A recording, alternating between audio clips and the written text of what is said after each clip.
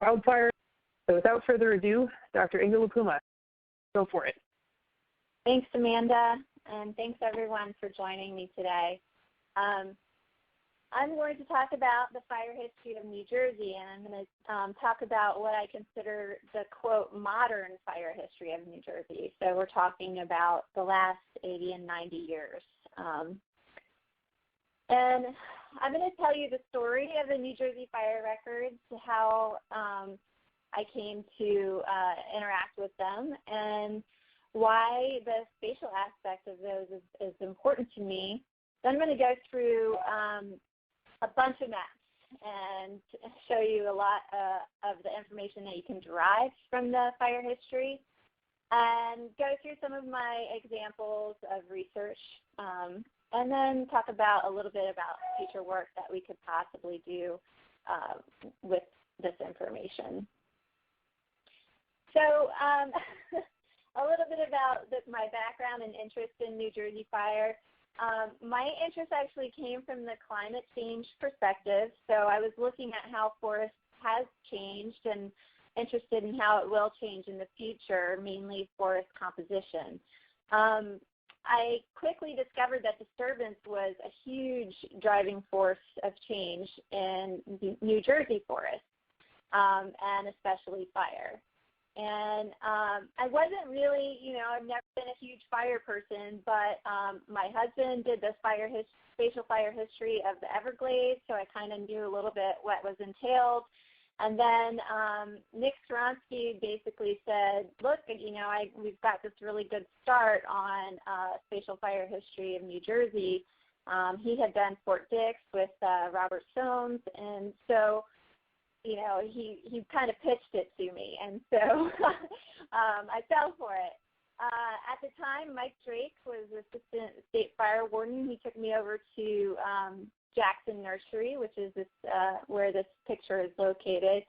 And in the old caretaker's house, upstairs were a bunch of file cabinets and all the old records from 1924 up until the 80s were in this building. And it would just seem so random to me, and it was just an interesting little trip going back in there.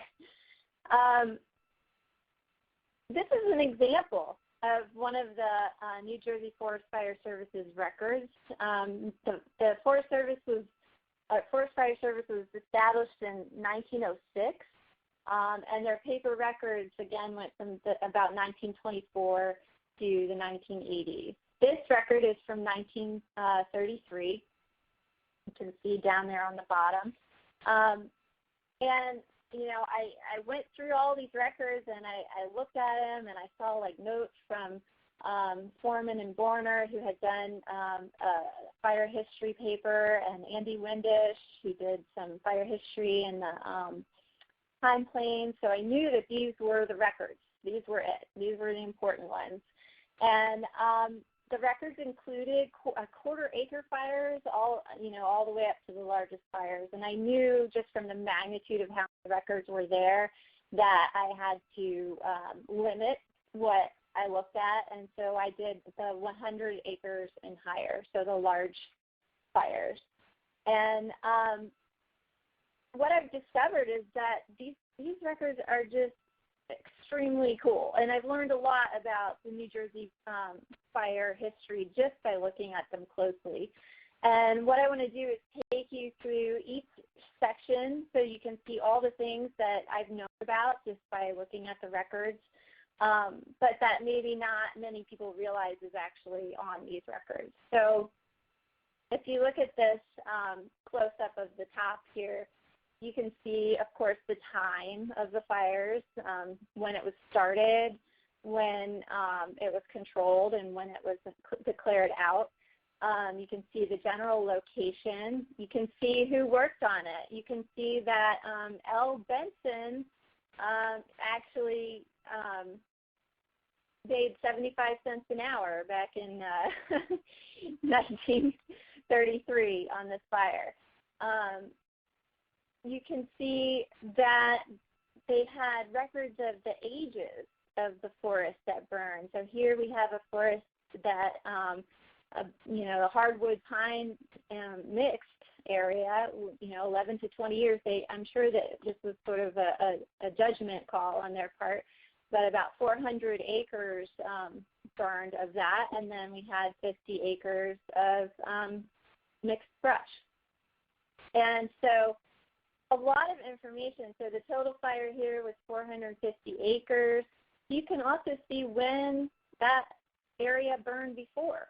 So, so much information on these records that it can be mined.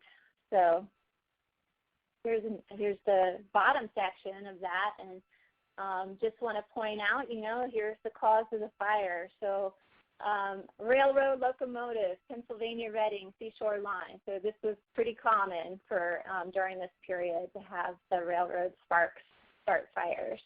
The description of the growth, a mixed oak pine and swampy timber, what the ground was like, what the weather was like, the wind direction, and the strength of the wind.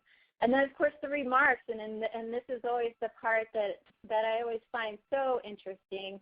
And this one, it says, this acreage was caused by two fires being started a half mile apart at the same time, thereby causing a wide head fire after the two fires burned together, which they soon did. Only the excellent work of the men saved this fire from burning a very large acreage. And so almost every fire record has a description like this. It's just so very interesting, and I learned so much from reading this stuff. And then, of course, the date of the fire, which, hey, you know what, December 1st, 1933, so not too far from our current date. And there literally were fires every day of the year as you go back through time. So just some really interesting stuff if you really get into the records here. But one of the things I was super interested in were the maps on the back. So all of those records had maps on the back of where the fire was. And you can see the dark shaded area is where the fire was.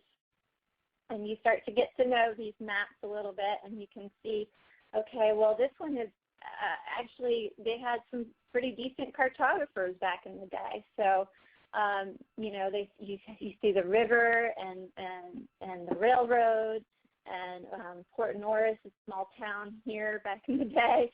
So it's fairly easy to find this location on a map and digitize it and put it into the geographic information system. So that's what I did. I went through, along with a lot of help, I went through and digitized a bunch of these fires.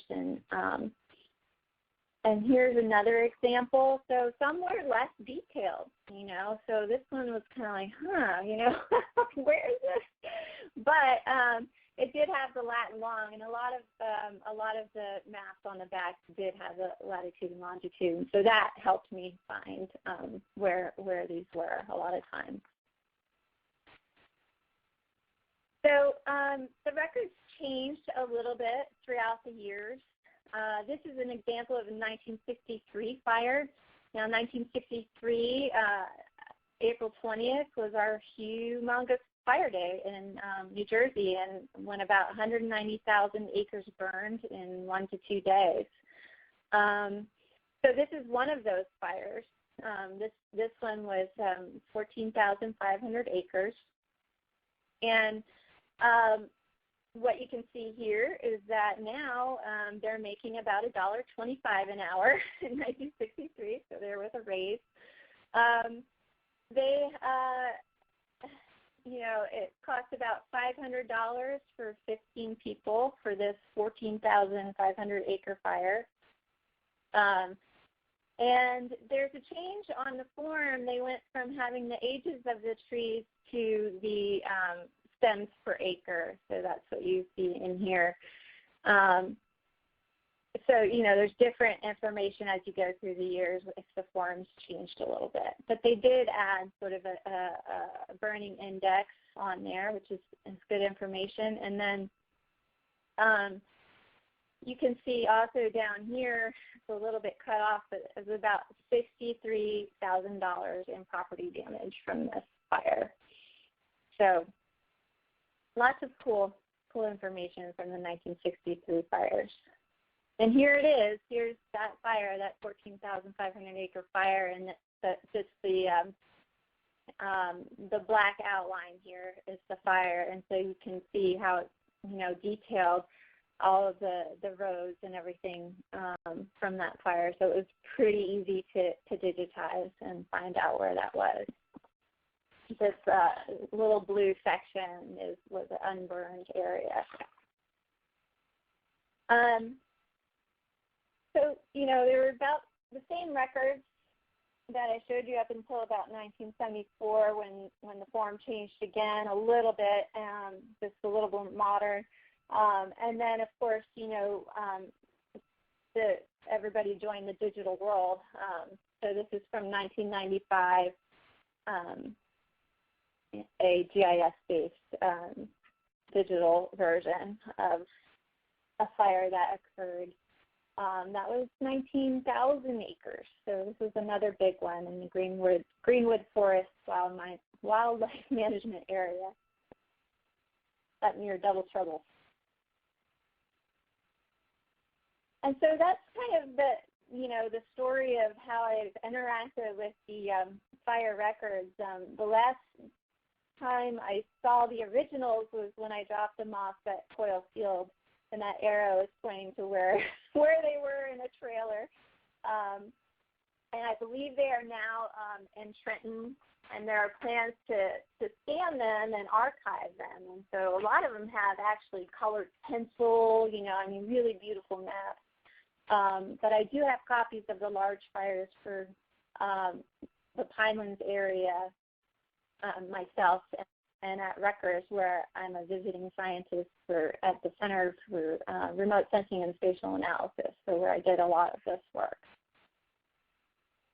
So now I want to get into why I think the spatial aspect is so important to have in the fire records. And there's lots of different ways to look at fire history, and then of course you have your pre-settlement versus your, quote, modern fire history. So the tree rings and the fire scars is very important. We just don't have a lot of that here in New Jersey and in the Pinelands. The charcoal and the pollen accounts also very important, literary accounts. But what I'm looking at mainly for the last 100 years or so, we're looking at summaries. So the tabular data, where similar to what Lloyd Erlin has compiled for New England and the Vermont fire history. So this is what you typically get, this kind of information that's sort of aggregated, area burn, number of fires, average fire size. And but what is so interesting is that if you can have the spatial part of that as well as the tabular part, you can do a lot more, I think, in terms of finding out, areas that you need to focus on. So here's an example of a 1932 fire in Division C, the southern area of the Pinelands, and it was reported to be 2,210 acres. And you can see over here is, what it looked like on the record. So kind of general, but what we have at the Remote Sensing Center at Rutgers is we have these old 1930s aerial photos. And I've learned just from looking at the fires and this imagery is that it is somewhere around 1932, 1933 is when these photos were taken. And so here you can see I actually followed a fire scar to digitize this. And you can see how the fields here that were excluded, I've tried to exclude also in digitizing. So that's just an example, but also with that, I calculate what the acres are after I digitize, so it's a little bit different. And then, I add in all of that data, all the data that I can or that I'm interested in to go with that one perimeter of the fire. Other things you can do, so at this orange arrow, I clicked and I said, okay, well, all of these red lines are perimeters of fires.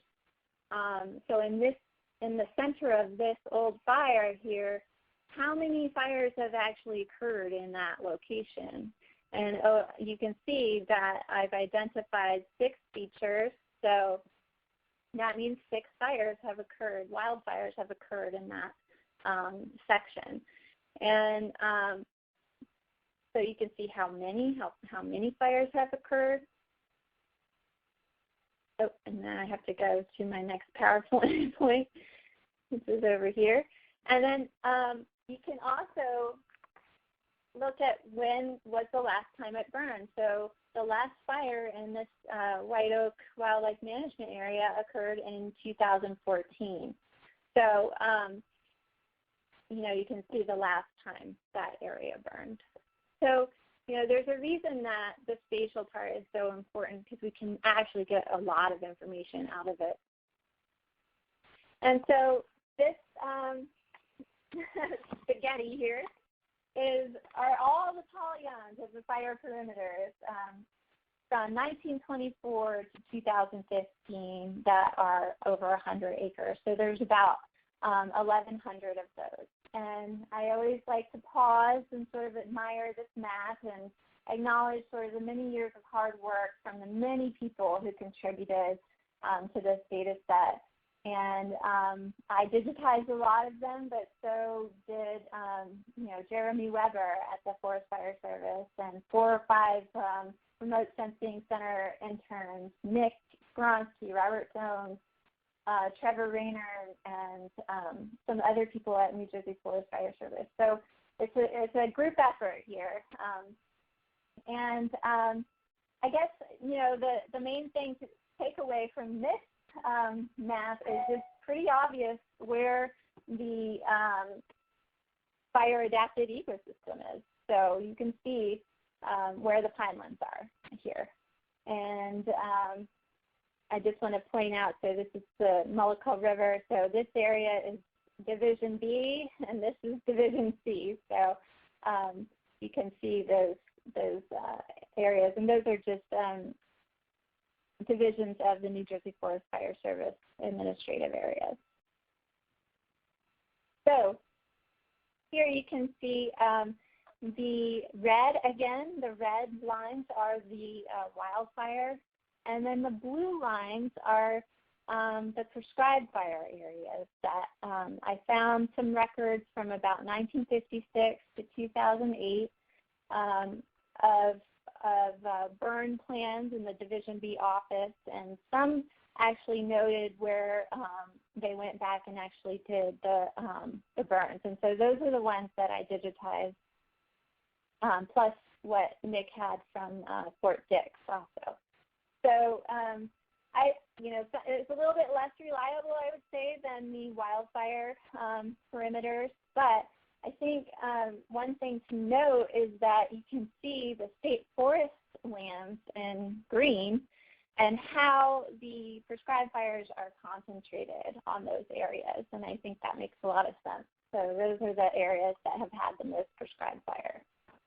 But you can also note that there's less wildfire in those areas.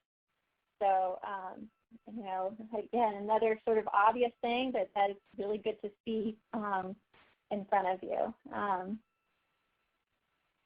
So that's I only have that for Division B because they had maps of prescribed fires. So this is, again, one of those things you can easily do with this kind of data set. So this is fire frequency from 1924 to 2015. You can see down here that the cool colors are like less times burned. So you can see also that most of New Jersey has only burned once, or the pinelands have only burned once. There are some areas that we know of as the pine plains that have burned, 3, 4, 5, and 6 times, and so that's the area that's our dwarf pine plains, and so it's very obvious that those areas burn more often. It actually, this fire frequency goes up to 10 times burned over 90 years, but really 7 times burned and greater represents a very small area, and you really can't see those areas at this scale. So if you think about it, if you talk about the fire return interval, really the maximum fire return interval here is 15 years, which is in that Pine Plains area. But most of the pinelands has only burned once in the last 90 years. And this is, again, not including, there's the prescribed fire is not on this map. It's just a wildfire. So here's something else that you can do pretty easily, and I know Jeremy has done this as well, is you can look at the last time the landscape burned. So if you look down here at the legend, you can see that, the blue represents the really old fires, and then the red is really sort of the last 20 years of fire. And the yellow, if you look at the yellow area, you're really looking mostly at the 1963 fires. So that's quite a bit of the area as well that has burned last in 1963. I just want to point out that this green outline here is the Pinelands National Reserve boundary. Also, you can see very clearly the 2007 Warren Grove fire and the 1999 Bass River fire. So those areas are pretty clear on this map. So these are some photos of the Warren Grove fire, which occurred on May 15th, 2007. The photos are from September of that same year. And this is just to kind of show an area that has a high fire frequency that had been recently burned, and the tenacity of the pitch pine. And so you can see what we call the pipe cleaner look of the epicormic shoots, and then if it was more severely burned, you're still going to see, most of the time, you're still going to see those sprouts from the base, and then you see the little seedlings that pop up in the mineral soil. So amazing recovery from these. You can't kill the pitch pine. It's really hard to. So some just stats that you can get also from the tabular data. Again, you have acres burned per year, so this is for Division B and C. And you can see how there was maybe a little bit of a cyclical action going on here for a while, and then you get to 1963, and it's like, holy moly, 191,000 acres, craziness. And then there's not much going on after that. And so it's kind of an interesting cycle that kind of drops off after 1963. And, I think some of it needed to grow back, but a lot of it were better suppression methods. And now really our peak is around 20,000 acres for our highest acreages after 1963. Talking about seasonality, so these are all years combined, but looking at the dates, so from January to the end of December. Again, this is with April 20th, 1963, it just really dominates everything. And so you can see that from mid-March to, beginning of June is really our fire season. So I just want to point out, when you take out 1963, April 20th, 1963, you take that acreage out, April 20th is still the day that has the most acreage burned. So throughout all those 90 years, April 20th is the day, no matter what, even if you take out our huge 1963 year. All right, so I guess Ken Clark kind of clued me in as to why that is, which is where, there's a lot of solar insolation coming in, but the deciduous trees haven't leafed out yet, and so everything gets dry pretty quick. But if I were to look at this particular seasonality chart here and recommend a prescribed fire season, it would basically go from June through March. And so, that's where all the low stuff is here. You're doing pretty good for a prescribed fire season. So I have another data set, and that's the ignition point from Division B and C. I actually have it for the whole state, but this is just focusing on this area. And this was from the Form 2 database from New Jersey Forest Fire Service back when Bert Plant was in the Trenton office. And he gave me the rundown on this data set.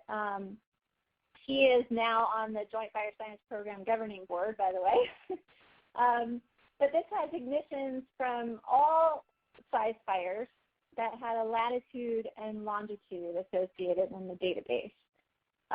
So it could be from, like a tenth of an acre up to our 20,000 acre fires. But you can see the years of the ignition, so 1929, so we've got some old years, and then we've got this section of more modern years. So it's not a continuous data set, but it's, I think, a good representation of what used to happen and what happens now. And you can see the causes of the fires. So arson, the big one. Children was a big one. I had enlightening, again, only 1% at the bottom there. So really, we're all about human-caused fires here in the pinelands. But there was one record I looked at. I remembered it said something about feeble-minded person. So it's like one of those old-fashioned phrases, but it was interesting. So these ignitions, I mean, geez, they're all over the place.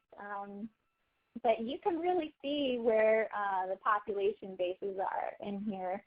And you can kind of see down here, it looks like kind of a little bit of a grid system, and that's just a result of some of the triangulation methods that they've used from the towers. But overall, lots and lots of ignitions. So one of the examples that I wanted to go into of how you can use the spatial fire history data is this ignition density map here. So if you take all those ignitions and you kind of smooth it across the landscape and you say, well, how many occurred in these areas, you can see down here, again, the cool are less ignitions and the warm colors are more ignitions. So this is 14 to 15 ignitions per square kilometer. So that's what we're looking at here for the red. So you can see your hot spots. You can see where are the most ignitions occurring. And your problem areas that are pretty much near humans. But I want to show you, and this is just a little bit hard to visualize, that you can see all of the data and how you can overlay the data with other data. So we've got the fire frequency on the bottom, and then the ignition hotspot sort of transparent on the top. And I guess the main thing that I got out of this map was that the ignition hotspots, for example, are not necessarily where the high fire frequency, the large fire frequencies are highest. And so, you've got to have the fuel if you want to have a fire. And so it doesn't necessarily correlate. And then a lot of models use ignition density as a proxy for where the fires are going to be, and in this case, it wouldn't really work out. So your large fire frequencies are not necessarily where your high ignitions are. Let's see. So if I were to say, where there's high ignition and high adjacent large fire frequency, those black arrows are where I would say, you know what, you should probably focus on these areas if it's a bad day. And then, whether the wind is coming from the west or if it's a sea breeze. So those would be the areas that you would want to focus on, in my opinion, just looking at this map. Now, up in that top right area, you have a lot of ignition, but not necessarily a lot of high fire frequency. And so, you kind of, well, why is that? So that has to do with New Jersey and what's happening in New Jersey as far as developed land. So if you look at this map, the red is developed land in 1972, and that circle is about the same spot that we were looking at for the high ignitions. So in 1972, there was probably, a lot of ignitions there. But when you get to 2010, there's really nothing left to burn. So you might have a lot of ignition still just from humans, but you're not going to have the fuel. And I want to point out that down in Burlington and Ocean, you can see this area. This is sort of our island. This is what we have left of our core preservation area for the Pinelands National Reserve. You can just see how it's just getting surrounded by development. Keep in mind we've got Philly over here. We've got New York City. We've got Atlantic City and the shore points. So everything's sort of clamping down on our open space in New Jersey. And this map is from the Center for Remote Sensing at Rutgers. And so here we can see that island is in line with the preservation area of the Pinelands National Reserve, which is where the least development is permitted.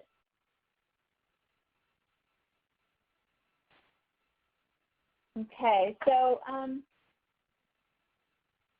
in my research, the interest was not just on fire history per se, although I was extremely interested in that and creating that data set. My interest is also in the interaction of development and fire frequency and how that might change the trajectory of the forest. Without fire, everything is moving towards oaks, as noted by Silas Little back in 1978. So he's a famous Pinelands researcher.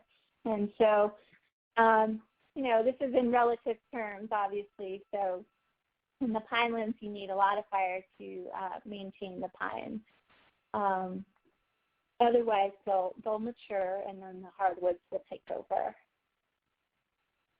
And so I looked at how fire frequency changed as with distance from human-altered or developed land. So if you think back to that developed land map, I used that along with the fire frequency map to see how the fire frequency changed as I moved away from altered land and into some of the more forested areas.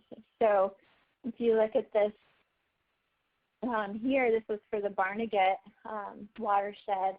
The fire frequency was pretty low right next to developed land. And as you moved away, the frequency increased. And for Molokai, it had the same trend, but then after a while, it started decreasing again as you got to the very core of the Molokai watershed. And that was interesting, and that I think if you look over at this map, so this is the Molokai watershed, there's a lot of wetlands in there, and then that gray area, that's all prescribed fire areas. And so those have their own effect on fire frequency. So if the closer you get to wetlands and the closer you get to prescribed fire areas, the less wildfire you have. So I think that had its own effect in the Molokai watershed.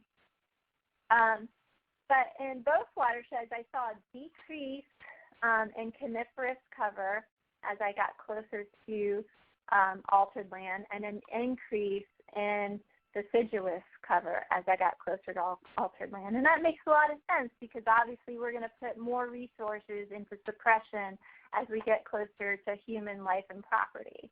So, but it does have an actual effect on the forest trajectory and forest succession over time. Now,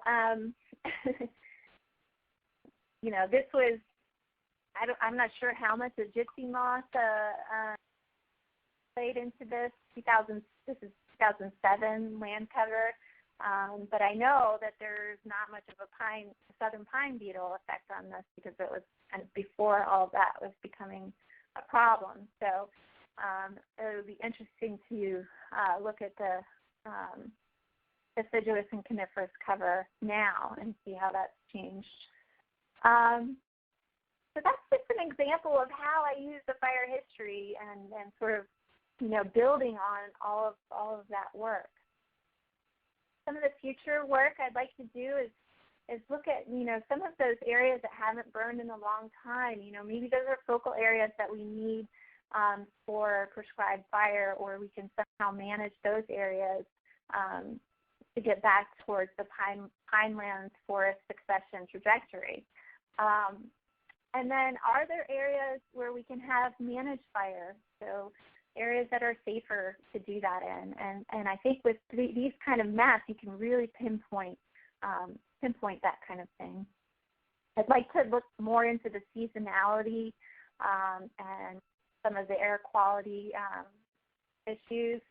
And then also I wanted to take some of Lloyd Erlin's work and look at what he calls black swan days, where everything aligns perfectly with the weather or drought or whatever to have some of these larger fire days. So some of our 20,000 acre days, and figure out if we can, you know, go back into the records and actually pull out some of that weather information and figure out, well, you know, when will this happen, and can we predict, you know, are there days where it's very obvious where we're going to have big fires? So that's some of the stuff that I'm interested in doing with the data.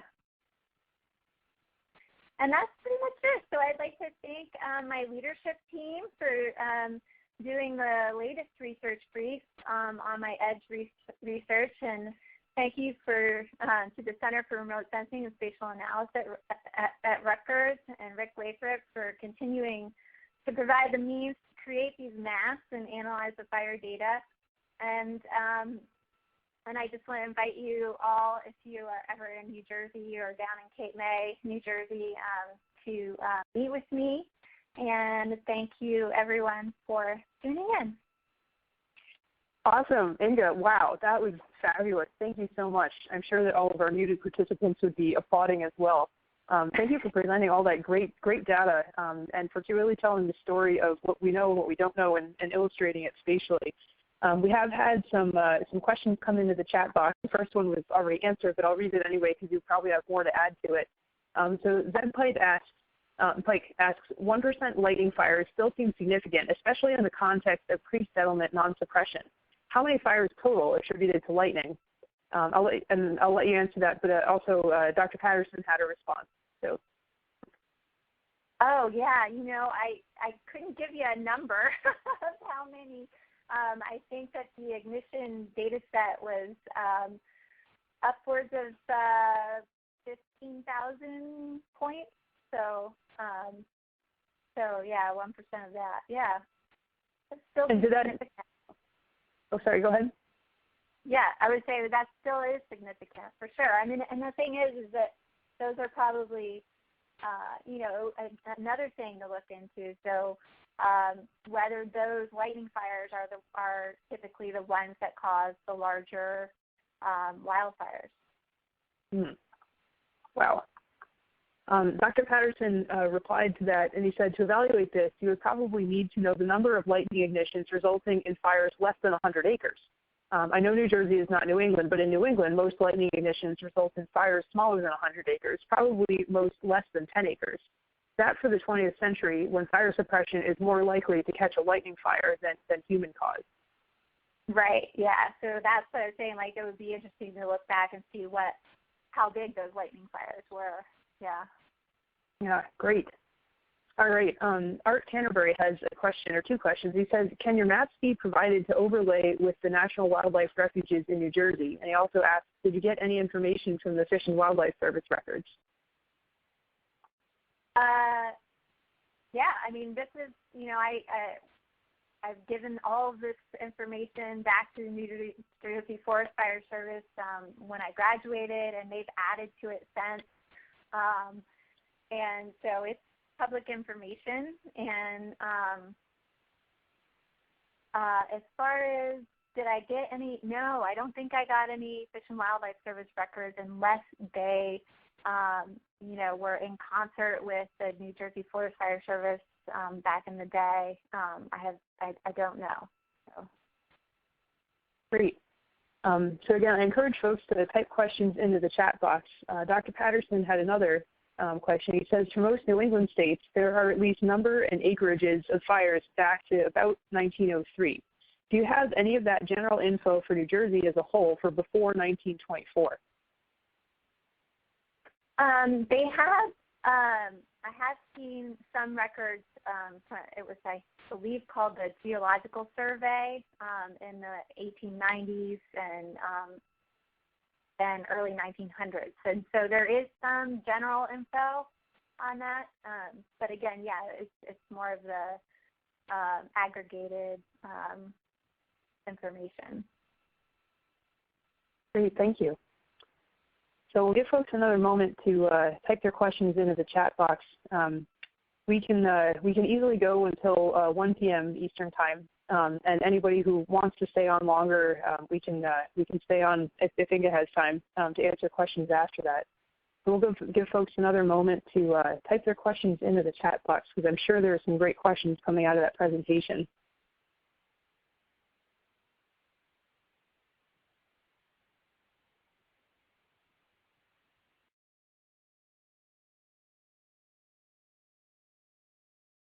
Okay, so a question has come in. Zeb Pike asks, any novel communities associated with high ignition at low flammability sites? High ignition and low flammability sites, huh? Yeah, I don't know.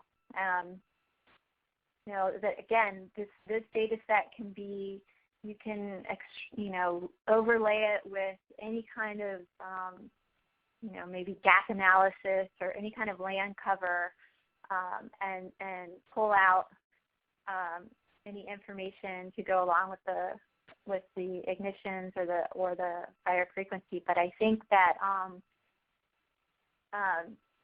one thing to keep in mind is that those fire perimeters were up to interpretation, and so this is really, it's more of a landscape level data set. And so if you're going to say, okay, well, I believe that at this very point,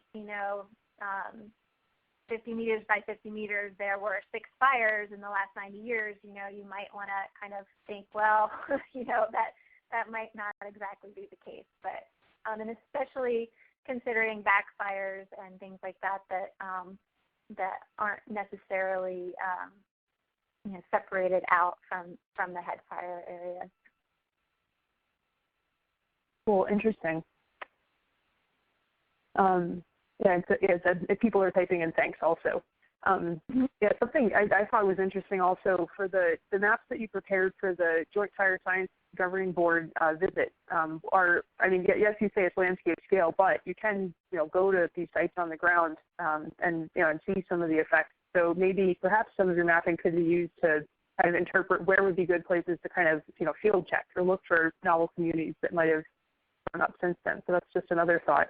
Because we've seen half of, 2/3 of New Jersey today and at the scale that you're analyzing, but you can zoom in for a lot of the data sets. So I think that's pretty cool. Yeah, I think, I would err on the side of going to the center of the polygon kind of thing. So.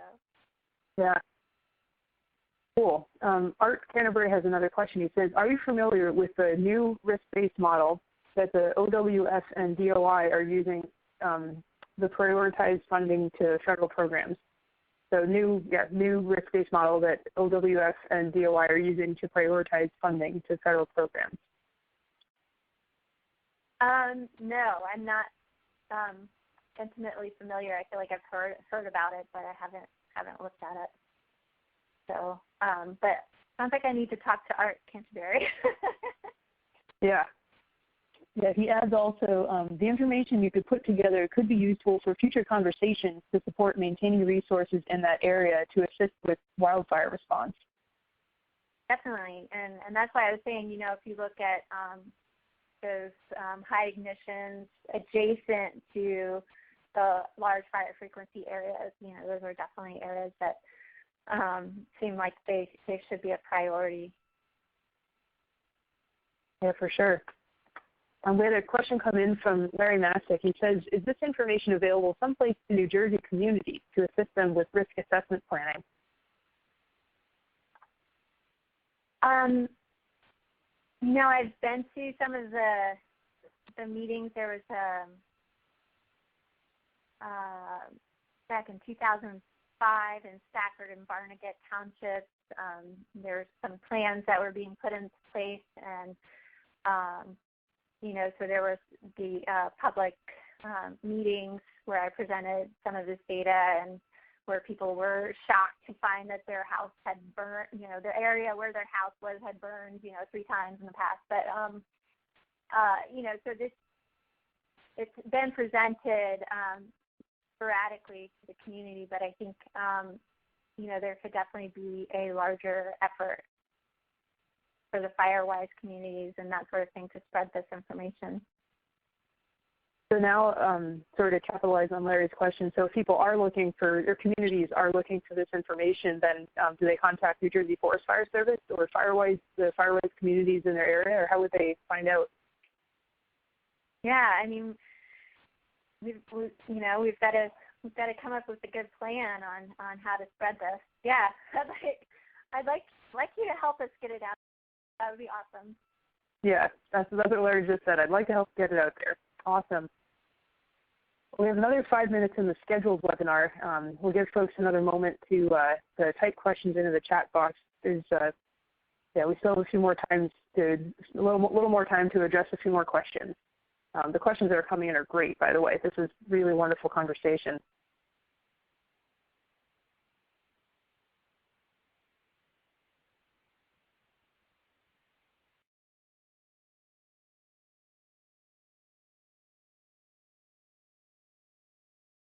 We'll give folks another moment to articulate their questions and hit enter.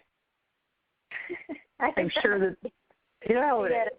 I'm sure that there are more questions out there. And while folks are typing, just as a reminder, this webinar is being recorded and will be posted on the North Atlantic Fire Science Exchange website. So if you want to revisit something that Dr. La Puma talked about, or if you want to share this with a colleague or friend, then this webinar is free and open to the public.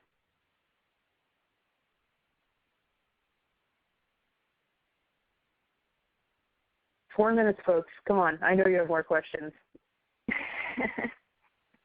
Maybe while folks are typing, one question, thinking back to your earliest slides, looking at the original data sheets, what are some other areas for research, or if there was another future master's or doctoral or postdoctoral student that would want to take on looking into those records, what do you think might be a good area for folks to examine in those data? Well, I mean, I'm interested in the records that say whether that area burned before, and so then you could go back and it would be a definitely more general record, but at least you could get an idea of whether that area did burn before and when. So just adding to the total data set here, but in a more general manner. Yeah. But yeah, and then the weather, I think, is the other thing that I would really look into with the winds and looking at those big fire days. Yeah. Yeah, that's definitely a great question. We didn't ask you to talk about climate change, but I think sort of underlying all this is that as weather patterns shift under the changing climate, and things are definitely different now than they were in 1933 or 1963. What might happen? How might the same weather patterns come to pass again, and what might that look like on the ground? Given that New Jersey's landscape, both the forested part and the developed part, what might that look like with a potential fire going through? So there's a lot to juggle on the New Jersey pinelands landscape. Yeah, and just to throw a plug in for myself, I have done some modeling of the interaction of land use change, modern fire, and climate. So if you want to look at my dissertation, there's information there. Cool. Dr. Patterson adds, a quote, big fire in terms of potential damage to resources today is probably a lot smaller in terms of acreage than a quote, big fire from several decades ago. So that's an interesting point. That's very true. And, we could see that from our little island of green that we have left there. So yeah. And the thing is there's just so much more surrounding our fuel now. Yeah, for sure. All right, well, folks, you have another minute to type your questions in and hit enter for Dr. La Puma. I know that she'd be happy to answer questions via email or phone after the webinar concludes as well. But now's your chance. We'll let you type your questions in. Yep, and I just want to thank Amanda for doing all the tech stuff here and helping me not freak out when my headphones didn't work. Nobody could tell. You did great. This is a really fascinating webinar. Lots of great information and lots of great questions and conversation afterwards. All right, my clock says 1 o'clock. I think because there's so many people on the phone line, I probably shouldn't open it up because we'll just have a cacophony of beeps. But there's many thanks typed into the chat box. So, folks that still have questions and want to stay on, we can do that. But if you need to jump off, go ahead and jump off. And again, thank you very much, Inga La Puma, for presenting today. Thank you.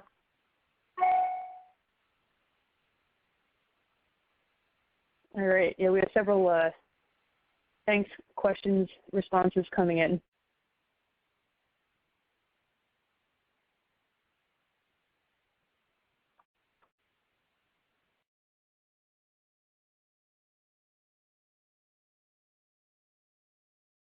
All right, great. I think we will officially conclude the webinar. And thanks again, Inga. Thank you.